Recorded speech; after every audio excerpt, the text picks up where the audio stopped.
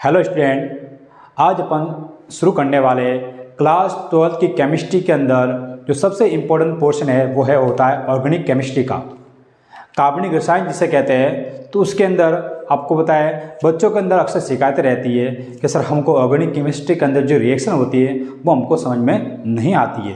तो उसी के और बोर्ड के बिहाफ के ऊपर अपन जो शुरू लेकर आए हैं ऑर्गेनिक केमिस्ट्री के 12th केमिस्ट्री से, उसका फर्स्ट चैप्टर है halo alkane and hello Erin. तो आज के वीडियो के अंदर हम डिस्कस करेंगे ऑर्गेनिक केमिस्ट्री के first chapter halo alkane and hello Erin के बारे में। ओके, तो बिना देर किए हुए अपन इस वीडियो को स्टार्ट करते हैं। तो देखो, दो वर्ड यहाँ पर दे रखे हैं चैप्टर का, जैसे कि नाम है halo alkane and hello Erin. Okay, तो इसमें आपको देखना है कि हेलो एल्केन जो ये वर्ड है वो अपने आप में दो वर्ड से बना होता है। एक तो इसके अंदर होता है हेलो, एक इसके अंदर होता है एल्केन। ओके, हेलो का मतलब होता है हेलोजन समूह या हेलोजन परमाणु। हेलो का मतलब होता है हेलोजन परमाणु। और एल्केन का मतलब होता है बड़ा संतृप्त हाइड्रोकार्बन श्रृंखला। संतृप्त हाइड्रोकार्बन श्रृंखला बोलो या यौगिक बोलो,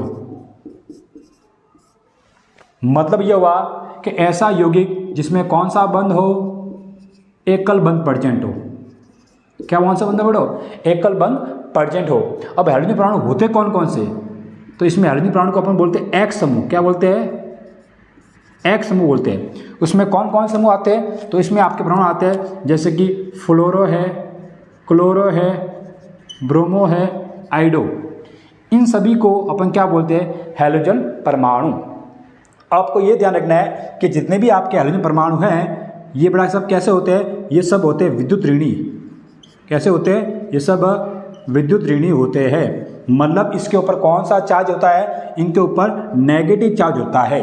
ओके, अब नेगेटिव चार्ज होता है तो आपको होता है जितने भी विद्युत ऋणी तत्व होते हैं जिनके ऊपर नेगेटिव चार्ज होता है वो क्या करते हैं? इलेक्ट्रॉन को अपनी तरफ गेन करने की क्या रखते हैं? अपने से कैपेसिटी रखते हैं।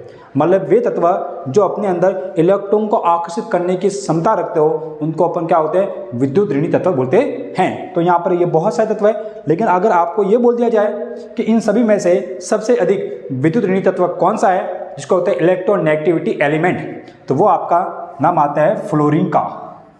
क्या नाम आता है? फ्लोरीन का। क्योंकि आपको पता है फ्लोरीन जो होता है एफ का नंबर कितना होता है? 9 होता है। तो फ्लोरीन का अगर इसका इलेक्ट्रॉनिक कॉन्फ़िगरेशन देखे, इलेक्ट्रॉन विन्यास देखे, तो इसके अंदर पहले सेल में आएंगे 2 इलेक्ट्रॉन और सेकंड सेल में आएंगे 7 इलेक्ट्रॉन। ओके, अब आपको होता है ऑक्टेट रूल्स के अकॉर्डिंग हर सेल के अंदर या हर कोष में कितने इलेक्ट्रॉन होने चाहिए? 8 होने चाहिए। जबकि इसके अंदर कितना होता है? 1। अब ये क्या करेगा? ये चाहता है कि मेरा ऑक्टेट क्या हो जाए? कंप्लीट हो जाए। इसलिए अपना ऑक्टेट कंप्लीट करने के लिए ये एक इलेक्ट्रॉन को क्या करेगा? आकर्षित करेगा। क्या करेगा? आकर्षित करेगा। तो ये बोले सर सभी तो आकर्षित करें ना, क्लोरीन भी करेगा, ब्रोमीन भी करेगा, आयोडीन भी करेगा। तो सर आप इस ऐप को ही विद्युत ऋणी क्यों बोल रहे अधिक? क्योंकि ये बोल रहा हूँ, जैसे अगर मैं एक एग्जाम्पल लो क्लोरीन का लेता हूँ, और क्लोरीन का जो एटॉमिक नंबर होता है वो होता है 17। तो इसका जो इलेक्ट्रॉन विन्यास होगा पहले सेल में 2, दूसरे में 8 और तीसरे में कितने आएंगे? 7। देखो 2, 8, 10 और 7, 17 हो गए। तो इसके सबसे आउटर मोस्ट सेल में कितने इलेक्ट्रॉन प्रेजेंट है? 7। अब मैं आपको बोले कि सर ये भी अधिक विद्युत ऋणी है, जबकि ये नहीं है, ये थोड़ा कम विद्युत ऋणी तत्व है। क्यों? तो आप देखो इसकी स्ट्रक्चर एक बार। फ्लोरीन के अंदर क्या होता है? ये आपका इसके अंदर न्यूक्लियस हो गया, नाभिक हो गया, ये फर्स्ट सेल और ये सेकेंड सेल। ओके, उसी प्रकार क्लोरीन के अगर देखो तो ये क्लोरीन के अंदर नाभिक हो गया, ये इसकी फर्स्ट सेल, सेकेंड सेल और थर्ड सेल। अब आप थोड़ा ध्यान से देखना, हमने इस फ्लोरीन को अधिक विद्युत तत्व क्यों बोला है इनकी तुलना में, इनकी कंपेयर में। तो देखो फ्लोरीन के अंदर कितने, फर्स्ट सेल में कितने इलेक्ट्रॉन? 2। तो मैं यहाँ 2 फिल करता हूँ। सेकंड में कितने? 7। 1, 2, 3, 4, 5, 6 और 7। ओके, अब आपको देखना इसी प्रकार में क्लोरीन में देखना है। क्लोरीन में फर्स्ट सेल में 2 है, ये 2 आगे, सेकंड में 8 है, 1, 2, 3, 4, 5, 6, 7, 8। उसी प्रकार थर्ड सेल में कितने? 7 है, तुम्हें 7 फिल करने पड़ेंगे। 1, 2, 3, 4, 5, 6 और 7। अब आपको ये देखना है, ये जो है नाभिक ये क्या करता है, अपने जो पास वाले या अपने कोष में जो इलेक्ट्रॉन है इनको ऊपर क्या लगाता है, एक फोर्स लगाता है, एक आकर्षण बल लगाता है। उस आकर्षण बल को कहते हैं नाभिकीय आकर्षण बल। मतलब कुल मिला के ये कहने का मतलब है कि नाभिक के द्वारा इलेक्ट्रॉन पर लगने वाला जो बल है उस बल को बोलते हैं अपन नाभिकीय आकर्षण बल। ओके, नाभिकीय आकर्षण बल। अब क्यों लग रहा है, क्योंकि आपको पता है नाभिक में क्या कौन सा चार्ज होता है, प्लस, क्योंकि इसमें सभी के सभी कौन से पार्टिकल पड़ जाए, प्रोटॉन वाले, और प्रोटॉन पर चार्ज होता है प्लस वाला, और जबकि इलेक्ट्रॉन पर होता है माइनस। तो प्लस माइनस का आपको पता है आपस में चिपकते हैं, इनके अंदर कौन सा बल लगता है, आपका आकर्षण बल लगता है। तो प्लस के द्वारा या नाभिक के द्वारा इन इलेक्ट्रॉन में क्या लगा है, नाभिकीय आकर्षण बल।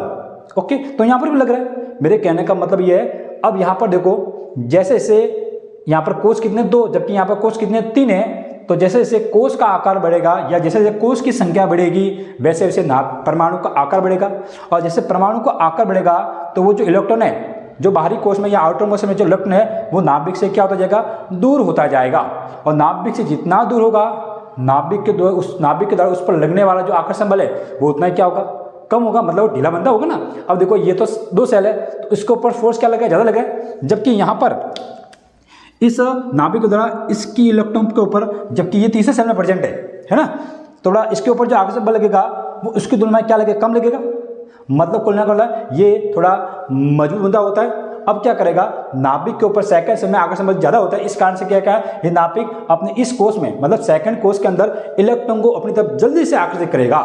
किसकी तुलना में, क्लोरीन की तुलना में। मतलब इसके अंदर आकर्षण करने की क्षमता या इलेक्ट्रॉन को आकर्षित करने की जो क्षमता होती है, कैपेसिटी होती है, वो इसमें क्या होती है, ज़्यादा होती है इनकी तुलना में। क्यों, क्योंकि आपको इसमें ये देखना है, क्योंकि इसके अंदर क्लोरीन है हुआ, ब्रोमो हुआ, आयोडाइड हुआ, इसके अंदर कोष की संख्या ज़्यादा होती है, और उस कोष की संख्या ज़्यादा होने का कारण परमाणु आकार बढ़ जाएगा, और परमाणु आकार बढ़ने के कारण आपका नाभिक के आकर्षण बल का मान घट जाता है, जिस कारण से ये इतने अधिक से या इतनी अधिक तीव्रता से अपनी तरफ इलेक्ट्रॉन को आकर्षित नहीं कर पाते हैं। इसलिए इनकी तुलना में फ्लोरीन क्या होता है, सबसे अधिक विद्युत तत्व होता है। ठीक है, चलिए अपन चैप्टर बढ़कर थोड़ा यहाँ आगे अपन यहाँ पर शुरू करते हैं। अपन ना टॉपिक चला था कि हैलोजन के अंदर हेलो एल्केन हो गया। अब आपको सुनना है एल्केन परमाणु होता कौन सा है। मैंने बोला है कि एल्केन परमाणु होता है अपना सिंगल बॉन्ड वाला। कौन सा होता है, एल्केन परमाणु होता है आपका सिंगल बॉन्ड वाला। अब एल्केन का फॉर्मूला क्या होता है, एल्केन का फॉर्मूला होता है CnH2n+2। Okay, CnH2n+2। n का मतलब होता है number of electron, sorry number of atom, परमाणुओं की संख्या।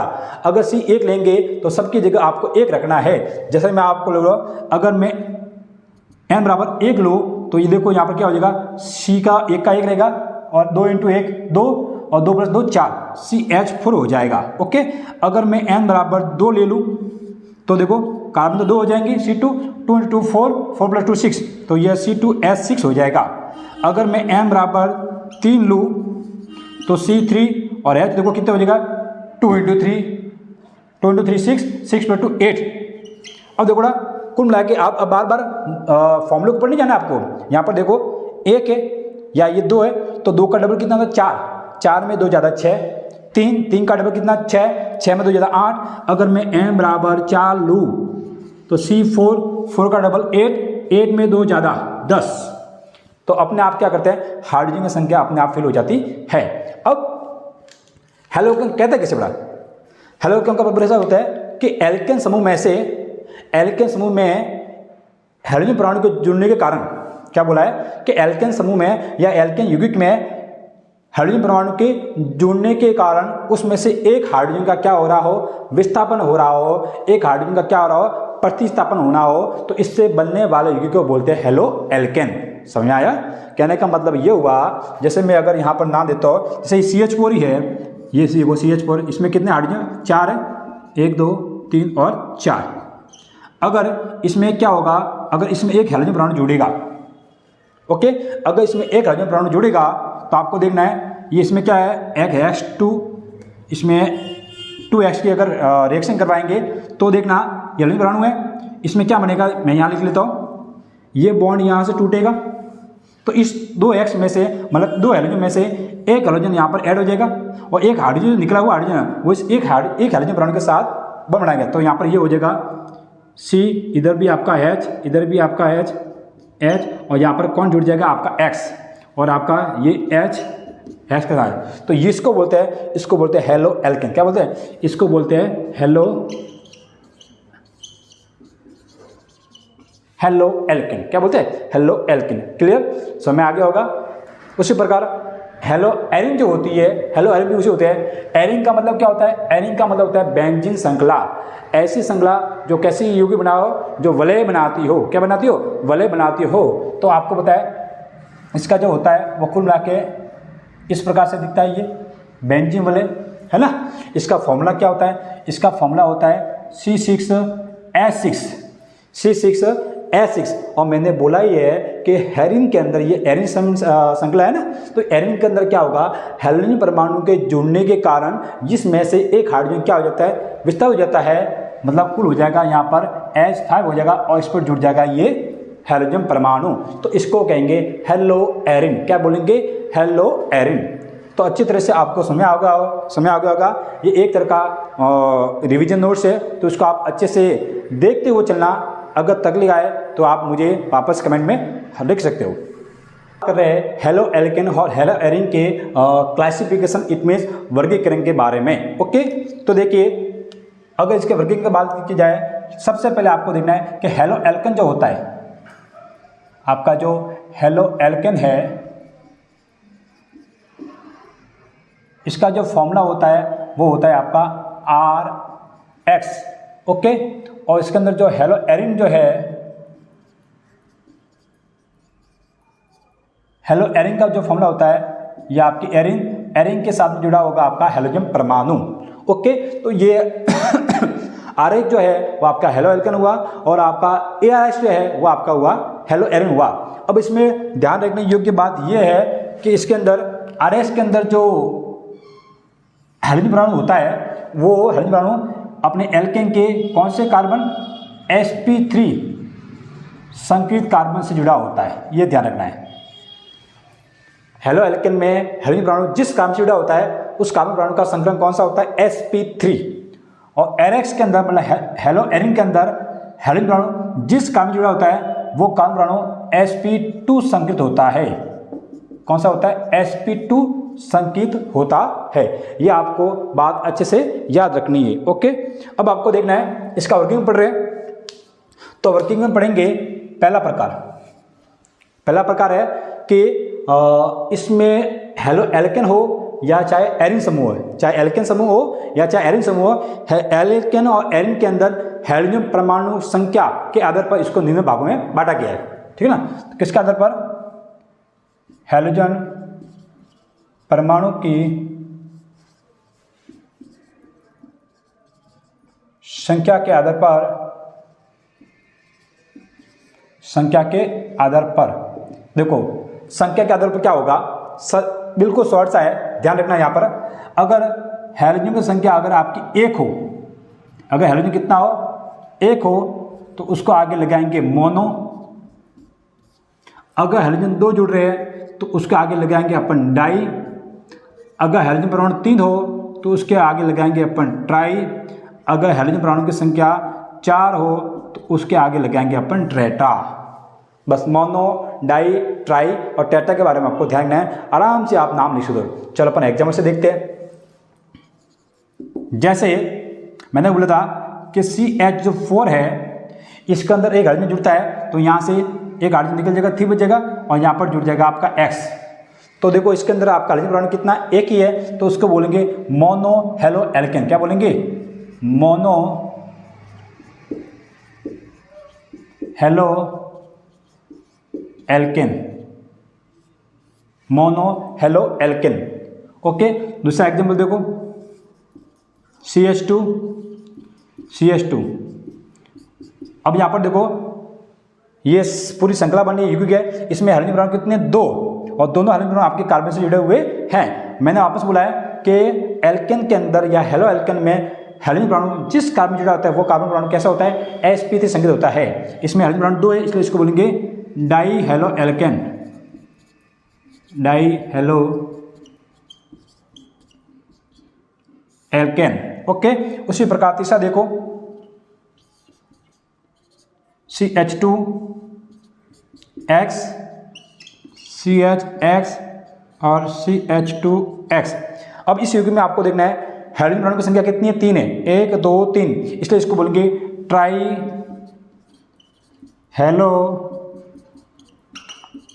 Alkene, try halo alkane. ठीक है। चौथा जो होता है, ये देखो इसके अंदर ये कार्बन है, इसके इधर भी X हेलोजन, ऊपर भी हेलोजन, इधर भी हेलोजन, इधर भी हेलोजन, मतलब कुल मिला के इसका फॉर्मूला होता है CX4। इसका फॉर्मूला कौन सा बनता है, CX4। इसको बोलेंगे tetra halo alkane, tetra halo alkane. Okay. तो इस प्रकार से इसको कितने भागों में बांटा गया है, 4 भागों में बांटा गया है। साथ ही साथ अपन डिस्कस कर लेते हैं एरिन के बारे में भी। एरिन में भी आप देख लो, ये आपकी बेंजीन श्रृंखला है, ये एरिन है। ठीक है। तो एरिन के अंदर अगर आपका हाइड्रोजन परमाणु 1 हो तो उसको बोलेंगे मोनो हेलो एरिन। क्या बोलेंगे, मोनो हेलो एरिन। ओके। अगर इसमें आपके एरिन के अंदर कितने हाइड्रोजन परमाणु आ गए, अगर 2 आ जाए, जैसे एक तो यहाँ पर है और दूसरा अगर यहाँ पर आ जाए तो उसको बोलेंगे डाई हेलो एरिन। क्या बोलेंगे, डाई हेलो एरिन बोलेंगे। इस प्रकार से वर्गीकरण जो होता है वो का हाइड्रोजन परमाणु की संख्या के आधार पर होता है। अब हम बात कर लेते हैं यहाँ पर जो डाई हेलो एल्केन है। अब आपको पता है, नाम से स्पष्ट है कि डाई हेलो एल्केन, एल्केन होगा जिसमें हाइड्रोजन परमाणु कितने होंगे, डाई मतलब 2 होंगे, और दोनों हाइड्रोजन अगर बड़ा क्या हो, समान हो।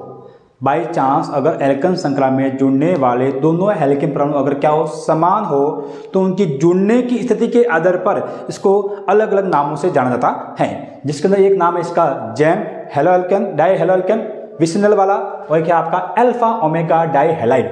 चलो बात करते हैं, सबसे पहले बात करते हैं जैम हैलाइड की।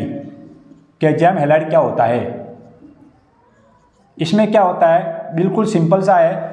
अगर आपके दोनों हाइड्रोजन परमाणु एक ही कार्बन से जुड़े होते हैं या एक ही कार्बन से अटैच होते हैं तो उसको अपन क्या बोलते हैं, जैम हैलाइड बोलते हैं या जैम डाई हैलाइड बोलेंगे। क्या बोलेंगे, जैम। जैसे कि आपका एग्जाम्पल देखते हैं CH3 CH और इससे जुड़ने वाले एक X यहाँ पर, एक X यहाँ पर, ठीक है ना। तो ऐसे ये इसमें दोनों हाइड्रोजन परमाणु किससे जुड़े हुए, एक ही कार्बन से जुड़े हुए, तो इसको बोलेंगे जैम डाई हैलाइड। क्या बोलेंगे, जैम डाई हैलाइड। सिंपल है। उसी प्रकार आगे वाला है vicinal die halide, vicinal die halide. इसमें क्या होता है, जैसे कि एक कार्बन संकल बनाता हो,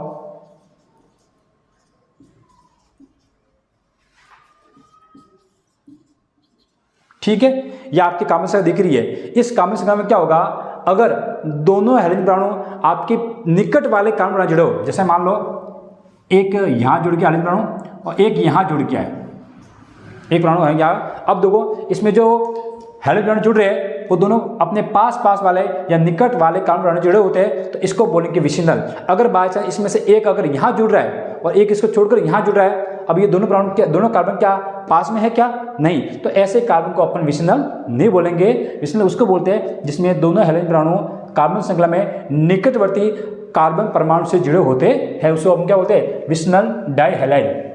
तीसरा जो आपका है alpha omega die halide, alpha omega die halide. इसमें देखो एकदम CH3 CH2 CH2 और CH3। ओके।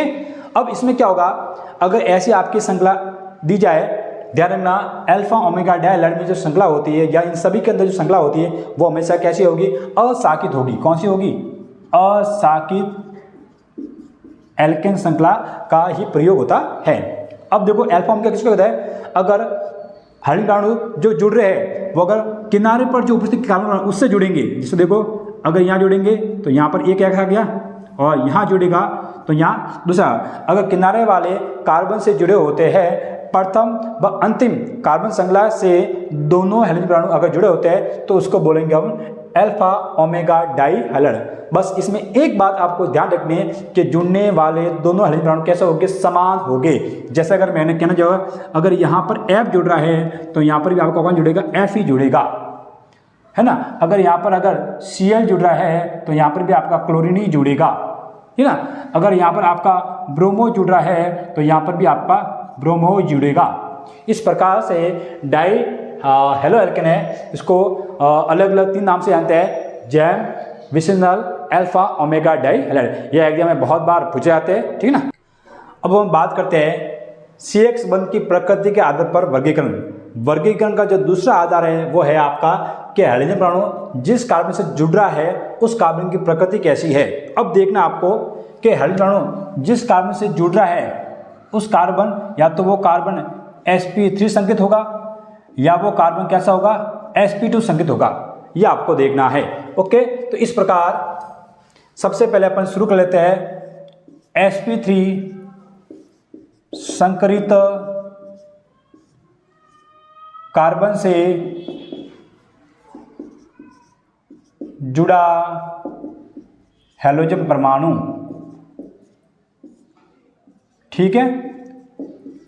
सबसे पहले अपन शुरू कर लेते हैं कि ऐसा कार्बन जो कि कौन सा संकेत हो, sp3। अगर उस sp3 कार्बन वाले से अगर कौन जुड़ा हो, अगर हाइड्रोजन जुड़ रहा हो तो उसको आधार पर इसको किस भागों में बांटा गया है, तो देखना है sp3 कार्बन जो होता है उसके आधार पर इसको वापस 3 भागों में बांटा गया, 1, 2 और 3। पहला जो होता है उसका नाम है एल्किल हैलाइड। पहला कौन सा है, एल्किल हैलाइड। दूसरा जो होता है इसका नाम है एलिलिक हैलाइड, एलिलिक हैलाइड। तीसरा जो होता है वो होता है बेंजिलिक हैलाइड, बेंजिलिक हैलाइड, ठीक है। तो चलो अपन बात करते हैं इसके बारे में। सबसे पहले अपन यहाँ पर डिस्कस करने चाहेंगे एल्किल हैलाइड के बारे में। Alkyl halide, clear.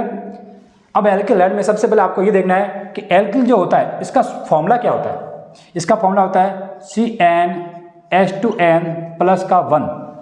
ओके, अगर एल्किल समूह से कौन जुड़ रहा है, हैलोजन जुड़ रहा है, तो ऐसे इस प्रकार बनने वाले यौगिक को बोलते हैं अपन एल्किल हैलाइड। अब ये देखना है कि एल्किल हैलाइड को वापस 3 भागों में बांटा गया है। कितने भागों में बांटा गया है, 3 भागों में। एक तो 1 डिग्री एल्किल हैलाइड, एक 2 डिग्री एल्किल हैलाइड, एक होता है 3 डिग्री एल्किल हैलाइड।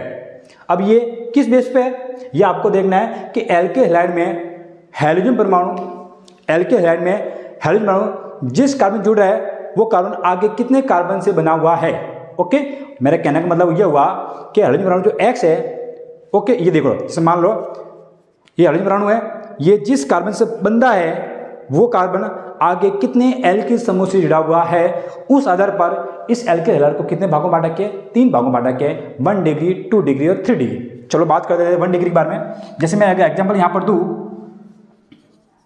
जैसे मैं यहाँ पर एग्जाम्पल दूँ RCH2X, RCH2X, पहले एग्जाम्पल देता हूँ उसके बाद बात करेंगे कौन 1 डिग्री है।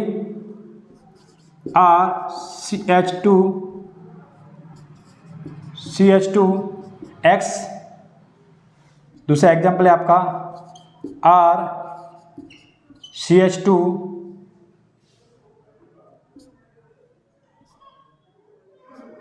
R और यहाँ पर X। तीसरा है RCH X और ये X। ओके, अब यहाँ पर आपको देखना है कि इसमें से 1 डिग्री कौन है, 2 डिग्री कौन है और 3 डिग्री कौन है। तो चलिए यहाँ पर देख लो। अब आपको सीधा कहाँ पर फोकस करना है, फोकस करना आपको हैलोजन के ऊपर कि हैलोजन जिस कार्बन से जुड़ा होता है, हैलोजन जिस कार्बन जुड़ा है वो कार्बन आगे एक एल्किल समूह से जुड़ा हुआ है। यदि हैलोजन जिस परमाणु होता है वो आगे एक से जुड़ा हुआ तो उसको बोलेंगे अपन 1 degree mono halo alkane. Okay, next यहाँ पर देखें, इसमें हैलोजन परमाणु जिस कार्बन जुड़ा है वो कार्बन आगे एक ही एल्किल से जुड़ा होता है। अब ये मत देखिए सर, यहाँ पर ये 2 है, ये साकेत में ध्यान है, तो उसको बोलेंगे 1 डिग्री, इसको भी का नाम क्या है 1 डिग्री हेलो एल्केन। यहाँ पर देखो हाइड्रोजन परमाणु जिस कार्बन जुड़ा हुआ है वो कार्बन आगे एक तो यहाँ पर और ये दूसरा यहाँ पर दो एल्केन समूह से जुड़ा हुआ है, इसलिए इसको बोलेंगे 2 degree halo alkane. Okay, next यहाँ पर देख लो, इसमें अपन थोड़ा गलती कर दी है, मुझे यहाँ पर लिखना था एल्केन समूह लिखना था, ठीक है, और यहाँ पर आपका आ जाएगा हैलोजन। इसमें आपको देखना है कि हैलोजन परमाणु जिस कार्बन से जुड़ा है वो कार्बन आगे 1, 2 और 3 एल्केन समूह से जुड़ा होता है, इसलिए इसको कहेंगे 3 डिग्री हेलो एल्केन। क्या बोलेंगे? 3 डिग्री हेलो एल्केन। इस प्रकार से इस एल्केन हैलाइड को वापस कितने भागों में बांटा गया है? 3 भागों में बांटा गया है, 1 डिग्री, 2 डिग्री और 3 डिग्री। ओके, जिसको अपन कहते हैं एकल, द्वितीयक और तृतीयक हेलो एल्केन। अब हम बात करने वाले एल्डिक हैलाइड के बारे में। अब देखिए दूसरा आपका जो है इसमें एल्डिक हैलाइड, एल्डिक हैलाइड ये भी बहुत सिंपल है। इसमें क्या होगा? इसमें हैलोजन परमाणु जिस कार्बन से जुड़ा होता है वो कार्बन अपने आगे वाले 2 ऐसे कार्बन हैं जो आपस में कैसे हो? डबल बॉन्ड से बंधित हो, अगर उससे जो जुड़ा होता है इसको बोलेंगे एल्डिक हैलाइड। चलो एक बार एग्जांपल से देख लेते हैं। जैसे मैं आपके सामने एग्जांपल लेता हूँ, CH2 double bond, CH2 single bond, CH2 और यहाँ पर आपका जुड़ा हुआ X। अब आपको यहाँ पर देखना है कि इसमें जो X है वो जिस कार्बन जुड़ा हुआ है वो कार्बन आगे द्विबंधित कार्बन से जुड़ा हुआ होता है, ठीक है ना।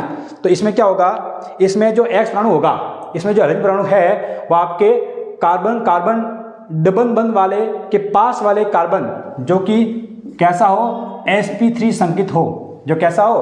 sp3 संकेत हो, अगर उससे जुड़ रहा है तो उसको बोलेंगे एल्डिक हैलाइड। ध्यान रखना है कि इसमें हैलोजन परमाणु उससे जुड़ता है जिसमें कार्बन कार्बन डबल बॉन्ड हो, उसके पास वाला कार्बन जो कि सिंगल बॉन्ड से बॉन्डेड हो और उसमें संकरण कौन सा होता है? sp3। अगर उससे अगर हैलोजन परमाणु जुड़ा है तो उसको बोलेंगे हम एल्डिक हैलाइड। एक एग्जांपल और देख लो, एल्डिक का देख लो। जैसे कि एल्डिक की अगर बात की जाए, ये आपका बेंजीन है, ये यहाँ पर जुड़ गया आपका हैलोजन परमाणु। तो देखो यहाँ पर आपके जो कार्बन ये वाले, ये वाला कार्बन और ये वाला कार्बन, ये कार्बन कैसे है? Double bond. तो ये डबल बॉन्ड के जस्ट पास वाला कार्बन कौन सा? ये वाला सिंगल बॉन्ड वाला। अगर इस सिंगल बॉन्ड से ये जुड़ा हुआ है, अब ये देखना है कि इसमें ये जो कार्बन है वो कैसा है? sp3 संकेत है। कैसा है? sp3 संकेत है। हेलो एल्केन में होता ही ये क्या है कि हेलो एल्केन के अंदर जो आपका जुड़ा होता है वो sp3 कार्बन से जुड़ा होता है। अब यहाँ पर ये देखना है कि ये हैलोजन परमाणु जिससे जुड़ा है वो आगे एक एल्केन से जुड़ा है, इसलिए इसको बोलेंगे 1 डिग्री एल्डिक हैलाइड। क्या बोलेंगे? 1 डिग्री एल्डिक हैलाइड। जैसे यहाँ पर देखो इसमें हैलोजन परमाणु जिस कार्बन जुड़ा हुआ है वो कार्बन परमाणु आगे 2 कार्बन जुड़ा हुआ है, इसलिए इसको बोलेंगे 2 डिग्री एल्डिक हैलाइड। ओके, अगला जो तीसरा है उसका नाम है बेंजिलिक हैलाइड। उसका नाम है बेंजिलिक हैलाइड। क्या नाम है? Benzylic halide. इसमें क्या होता है? इसमें जो आपका हैलोजन परमाणु होगा वो सीधे आपके एरोमेटिक वलय से जुड़ा होता है। इसमें जो आपका हैलोजन परमाणु होता है वो सीधे आपके कहाँ जुड़ा होता है? एरोमेटिक वलय से जुड़ा होता है, और जिस एरोमेटिक वलय से जुड़ता है उसका जो कार्बन है वो कैसा होगा? sp3 संकेत होगा। कैसे होगा? sp संकेत होगा। चलो एक बार बात कर लेते हैं। जैसे एग्जाम्पल देखो, मैंने यहाँ पर बनाई है बेंजीन वलय, ठीक है। अब इसमें तो देखो, अब आप बोलोगे सर इसमें तो सभी बेंजीन में सभी जो कार्बन है वो आपस में कोई को कार्बन डबल बॉन्ड से बॉन्डेड है, लेकिन इसमें क्या होगा? जैसे मान लो यहाँ पर मैंने बना दिया CH2 और ये बना दिया X। ओके, तो अब देखो यहाँ पर ये हैलोजन परमाणु है जिससे जुड़ा हुआ है वो कार्बन आगे किससे जुड़ा हुआ है? बेंजीन से जुड़ा है, इसलिए ऐसे प्रकार के यौगिक को बोलेंगे बेंजिलिक हैलाइड। क्या बोलेंगे? Benzylic halide. तो इसकी परिभाषा क्या हो कि इसमें हैलोजन परमाणु बेंजीन वलय से जुड़े sp3 कार्बन से जुड़ा होता है। इस प्रकार बनने वाले यौगिक को बोलते हैं बेंजिलिक हैलाइड। चलो एक एग्जाम्पल और देख लेते हैं। यहां देख लेते हैं एक एग्जाम्पल, ठीक है। अब देखो इसमें क्या होगा, बेंजीन वाले है, इस बेंजीन वाले के ऊपर मैंने ये लगा दिया कार्बन, और कार्बन के इधर है ये आपका CH3 की होगी, और ये आपका हाइड्रोजन होगा, और इधर आपका हो गया X। ओके, एक आपके ये, तो इसमें देखो बेंजीन वाले से जुड़ने वाला कार्बन जो कि सिंगल बॉन्ड से बॉन्डेड है, इससे कौन जुड़ा है आपका हेलोजन परमाणु। ओके, इसे और देख लो,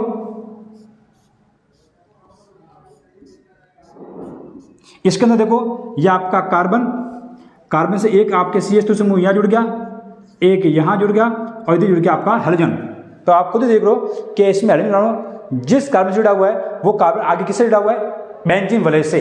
तो इस प्रकार से बनने वाले यौगिक को बोलते हैं बेंजिलिक हैलाइड। लेकिन इसमें एक इंटरेस्ट की बात है, इंटरेस्ट की बात क्या है, यहाँ पर देखो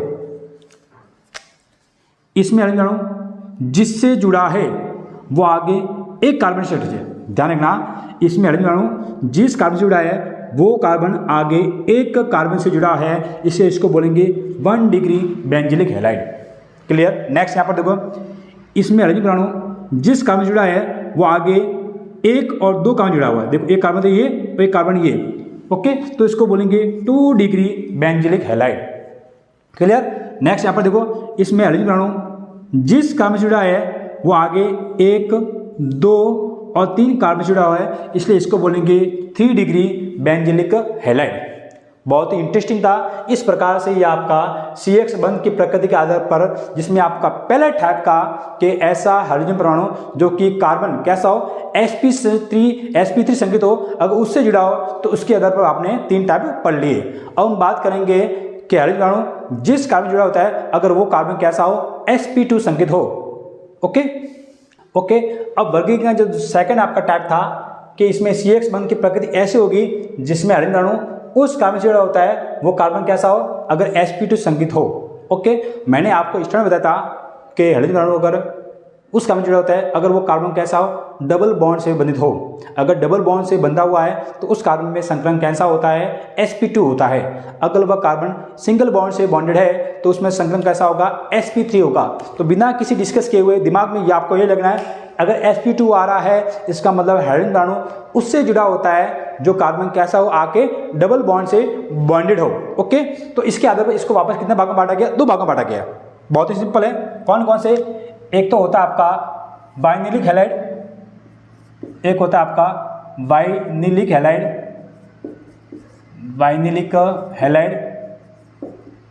ओके, और एक होता है आपका एरिल हैलाइड, एक होता है एरिल हैलाइड। दोनों बहुत ही सिंपल है। सबसे पहले बात करते हैं बाइनिलिक हैलाइड से। इसमें देखो क्या होगा, सीधा अपन एग्जाम्पल समझते हैं। जैसे मैं आपके सामने एक एग्जाम्पल देता हूँ,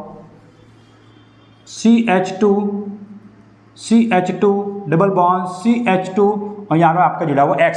ओके, अब देखना इसमें परिभाषा क्या होगी कि इसमें हाइड्रोजन परमाणु क्या होगा, कार्बन कार्बन द्विबंध वाले कार्बन से जुड़ा होता है। ऐसा यौगिक जिसमें हाइड्रोजन परमाणु कार्बन कार्बन द्विबंध वाले कार्बन से अगर जुड़ा हो तो उसको बोलेंगे बाइनिलिक हैलाइड।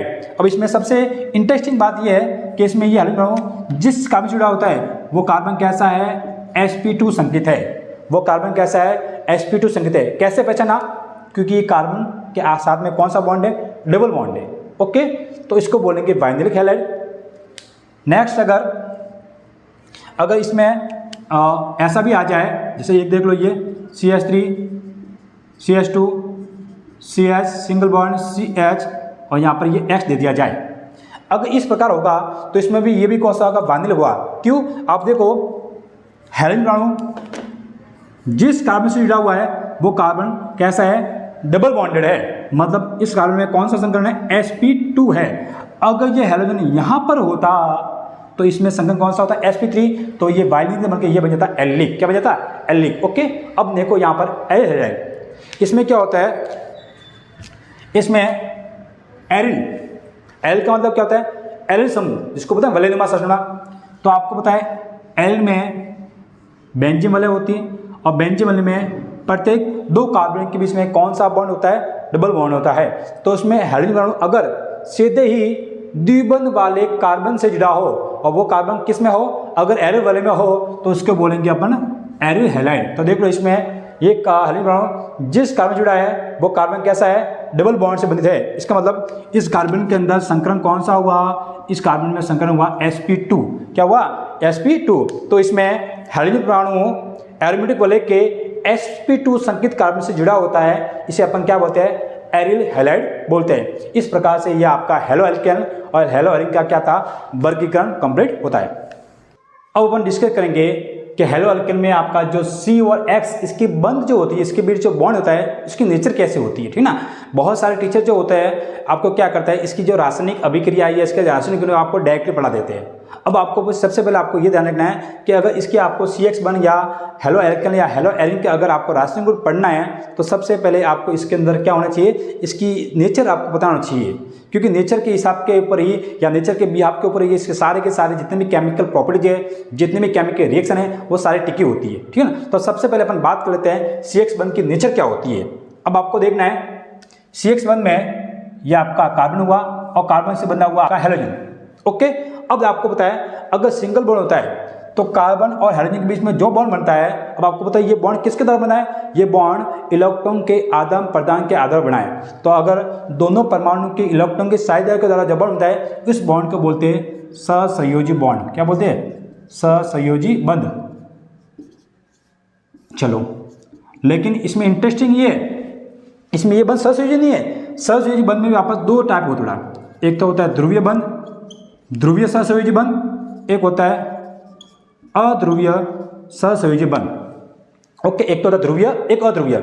मतलब क्या है, अगर आपके जो साझेदारी हो रही है, अगर जो साझेदारी हुई है इलेक्ट्रॉन साझेदारी, अगर इलेक्ट्रॉन की साझेदारी समान परमाणु के बीच में हो रही है, इसका भी एक इलेक्ट्रॉन होता है, इसका भी एक, अब आपको पता है इसको भी दो चाहिए होते, तो ये इसका ले लेगा इलेक्ट्रॉन और ये इसका ले लेगा। अगर इलेक्ट्रॉन की साझेदारी दो समान परमाणु के बीच हो रही है तो उसको उसमें जो बंध होता है उसको बोलेंगे अध्रुवीय सहसंयोजी बंध। जैसे एक और देख लो, क्लोरीन देख लो, और ये क्लोरीन, क्लोरीन में क्लोरीन के आउटरमोस्ट शेल में कितने इलेक्ट्रॉन होते हैं, 7 होते हैं। तो ये 1 2 3 4 5 6 और 7, इसके साथ होते हैं 1 2 3 4 5 6 7। अब ये क्या करेगा, 7 है तो इसको बड़ा एक इलेक्ट्रॉन चाहिए ताकि ये अपना ऑक्टेट पूरा हो जाए ना। तो ये इस क्लोरीन से क्या लेगा, एक इलेक्ट्रॉन लेगा, तो ये भी बदले में इससे एक लेगा। इस प्रकार इसके बीच में दोनों परमाणु के बीच में एक एक इलेक्ट्रॉन का क्या होता है, एक्सचेंज, इसलिए इसमें जो बॉन्ड होता है इसको बोलेंगे सिंगल बॉन्ड। लेकिन सिंगल बॉन्ड कैसे, अध्रुवीय हुआ, मतलब इसमें क्या हुआ, ध्रुवता की उत्पत्ति हो रही है, क्योंकि आपको होता है जितना अधिक आकर्षण से ये परमाणु इस इलेक्ट्रॉन खींच रहा है उतनी आकर्षण की क्षमता से ये परमाणु इसकी इलेक्ट्रॉन को खींचेगा, क्योंकि दोनों परमाणु की जो आकर्षण क्षमता है वो क्या है, सेम है। लेकिन अगर इलेक्ट्रॉन का आदान प्रदान है अगर समान परमाणु के बीच में नहीं हो रहा है तो उससे बनने वाले बंध को बोलेंगे ध्रुवीय सहसंयोजी बंध। जैसे मान लो एक आपका ये हाइड्रोजन फ्लोराइड है, ओके। तो इसमें ध्यान देना है, हाइड्रोजन के पास इलेक्ट्रॉन कितना, 1 है, और फ्लोरीन के पास इलेक्ट्रॉन होता है 7। फ्लोरीन के आउटरमोस्ट इलेक्ट्रॉन में कितने होते हैं, 7 होते हैं। तो देखो ये 1 2 3 4 5 6 7। अब आपको पता है इसके चाहिए होता है, इसके फर्स्ट सेल में कितने इलेक्ट्रॉन, 1। ये चाहता है कि मेरे कितने हो जाए, 2 हो जाए, तो ये 1 लेता है फ्लोरीन से, और फ्लोरीन के 7 है तो फ्लोरीन का मेरा 1 लेकर के मेरा हो जाए ऑक्टेट 8 हो जाए। अब हो गया। तब आप लोग से इसमें सिंपल सी बात क्या है, सिंपल सी बात यह है कि इसमें जो फ्लोरीन है वो हाइड्रोजन की तुलना में अधिक विद्युत ऋणी है। मैंने अभी चैप्टर के स्टार्ट के अंदर डिस्कस किया था कि फ्लोरीन की जो ऋणता है वो इस हाइड्रोजन से क्या होती है, अधिक होती है। इस कारण से क्या होगा, ये फ्लोरीन इसकी तुलना में इलेक्ट्रॉन को अपनी तरफ क्या ज़्यादा आकर्षित करेगा। इससे क्या होगा, इस H और F के बीच में जो बंध बन रहा है वो बंध तो बना है सिंगल बॉन्ड, लेकिन इसमें ध्रुवता, इसमें सारे इलेक्ट्रॉन किस ओर जा रहे हैं, F की ओर जा रहे हैं। मतलब F क्या करता है, अपने इलेक्ट्रॉन को अपनी तरफ ज़्यादा से आकर्षित करता है। इस प्रकार जो बंध बनेगा उसको बोलेंगे ध्रुवीय सहसंयोजी बंध, ओके। अब इसी हिसाब पे आपको यहाँ देखना है, यहाँ पर ये कौन है भाई साहब, हैलोजन। और सभी के सभी हैलोजन मैंने स्टार्ट में बताया कैसे होते हैं, विद्युत ऋणी तत्व। और विद्युत ऋणी तत्व होंगे बड़ा तो इसकी विद्युत ऋणता है वो कार्बन से क्या होगी, ज़्यादा होगी। और कार्बन से ज़्यादा होगी तो ये क्या करें, कार्बन की तुलना में इलेक्ट्रॉन को अपनी तरफ क्या करेंगे, ज़्यादा आकर्षित करेंगे। इस कारण से इस बंध में क्या उत्पन्न होती है, ध्रुवणता। तो इसमें ये ध्रुवणता, सारे के सारे इलेक्ट्रॉन किधर जाएंगे, एक्स की तरफ जल्दी आकर्षित हो जाएगी। हालांकि ये भी बंध बनाएगा, बंध तो ये भी बनाएगा, लेकिन इलेक्ट्रॉन जल्दी से आकर्षित कौन करेगा, परमाणु एक्स करेगा। इस कारण से इसमें क्या उत्पन्न हो जाती है, ध्रुवता, और इस प्रकार से ध्रुवता उत्पन्न होने से बनने वाले बंध को बोलेंगे ध्रुवीय सहसंयोजी बंध। तो अगर आपको बोले कि CX बंध में के अंदर इसकी नेचर कैसे होते हैं, तो इसके CX बंध में जो पाए जाने वाला बंध है वो कैसा होता है, ध्रुवीय सहसंयोजी बंध। अब साफ देखना है कि सर इसमें ध्रुव सहसंयोजी बंध है, जैसे ही बड़ा ये इलेक्ट्रॉन को अपनी तरफ क्या करेगा, आकर्षित करेगा और कार्बन के इलेक्ट्रॉन को देगा। इस कारण से कार्बन पर क्या उत्पन्न होता है, आंशिक धन आवेश, और इसके ऊपर इलेक्ट्रॉन लेने के हिसाब से इसके ऊपर होता है आंशिक ऋण आवेश। क्या होता है, आंशिक ऋण आवेश। अब इसमें क्या होगा, कार्बन पर क्या उत्पन्न हो गया है, आंशिक धनावेश। अब कार्बन पर ऊपर आंशिक धनावेश उत्पन्न होने का कारण इसके ऊपर आराम से कौन नाभिक स्नेही, जिसको कहते हैं न्यूक्लियोफिलिक नाभिक स्नेही, कार्बन के ऊपर आंशिक धनावेश उत्पन्न होने के कारण इस पर न्यूक्लियोफिलिक आराम से क्या कर सकता है, अटैक कर सकता है। क्या कर सकता है, आराम से इसके ऊपर अटैक कर सकता है। क्यों करेगा भाई, हाँ, इलेक्ट्रोस्नेही क्यों नहीं करेगा, तो क्यों, क्योंकि यहाँ पर देखना है कि नाभिक जो होता है, देखो नाभिक स्नेही, नाभिक का चार्ज कैसा होता है, प्लस। नाभिक का चार्ज कैसा होता है, प्लस। और नाभिक को स्नेह करने वाला, नाभिक को प्यार करने वाला, नाभिक को प्यार करने वाला, नाभिक प्लस है, उसको प्यार करने वाला कौन होगा, माइनस होगा। कौन होगा, माइनस होगा। मतलब नाभिक स्नेही वे होते हैं जिनके ऊपर कौन सा चार्ज लगा हो, -4। तो ऐसे परमाणु जो कैसे हो, नेगेटिव हो, वो आराम से इजीली से कार्बन पर क्या कर सकते हैं, अटैक कर सकते हैं। और जैसे वो कार्बन पर अटैक करेंगे, उस कारण से यहाँ पर जो हाइड्रोजन होगा, अब वो बेचारा वो हाइड्रोजन क्या बोल रहा है, मेरी बात सुना, हाइड्रोजन माइनस है अगला, लेकिन इसने क्या किया, इसने बड़ा एक तरफ इसने क्या किया, सारे के सारे इलेक्ट्रॉन अपनी तरफ खींच लिया है, और खींचने से कार्बन बेचारा क्या लुक्का हो गया, क्या हो गया, लुक्का हो गया। बेचारा पास में बैठा था नाभिक नहीं, वो देख रहा था कि भाई साहब ये इलेक्ट्रॉन क्या है, ये परमाणु जो इलेक्ट्रॉन है वो सारे के सारे इलेक्ट्रॉन अपनी तरफ खींच रहा है। बेचारा सीख गया और कंगाल हो रहा है। तो इसने बोला तो टेंशन मत ले, तो टेंशन मत ले, मैं अपने इलेक्ट्रॉन तेरे को दूंगा, तो इसकी छुट्टी कर दे। तो बड़ा क्या करता है, इसके ऊपर आंशिक धनात्मक होता है, और आंशिक धनात्मक होने के कारण नाभिक नहीं इससे इसके ऊपर अटैक करता है, और इसके साथ में क्या बनाते हैं, बंध बनाता है। और बंध बनाने से क्या होगा, ये एक्स होगा वो यहाँ से क्या हो जाएगा, विस्थापित हो जाएगा, वो यहाँ से क्या हो जाएगा, प्रतिस्थापित हो जाएगा। इस प्रकार से अभिक्रिया को कहते हैं नाभिक स्नेही प्रतिस्थापन अभिक्रिया। क्या कहते हैं, नाभिक स्नेही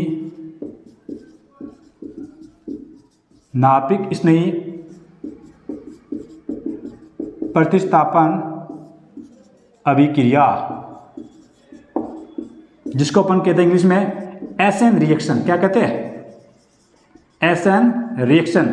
आगे हम इसमें और भी पढ़ेंगे कि ऐसे रिएक्शन के वापस दो टाइप होते हैं, SN2 और SN1। बहुत ही बोर्ड के अंदर क्या है, बहुत ही ये इंपॉर्टेंट आती है। तो आप समझ आगे ना कि किस प्रकार से CX बंध की जो नेचर होती है, और नेचर के हिसाब से ये CX है या आपके हेलो एल्केन है, वो कौन से अभिक्रिया देने में सक्षम होते हैं, नाभिक स्नेही प्रतिस्थापन अभिक्रिया देने में क्या होते हैं, सक्षम होते हैं। ओके, आज के लिए इतना ही। आगे के जो आपका पोर्शन है या आपका जो भी टॉपिक है वो अपने नेक्स्ट वीडियो के अंदर पढ़ेंगे अपन।